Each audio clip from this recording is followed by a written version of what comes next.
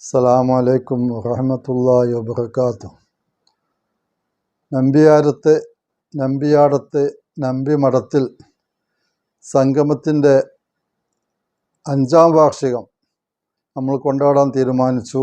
ഇൻഷാ അല്ലാഹ് 2024 December 22 Puthuparamba diamond ഓഡിറ്റോറിയത്തിൽ വെച്ച് നടത്താനാണ് തീരുമാനിച്ചിട്ടുള്ളത്.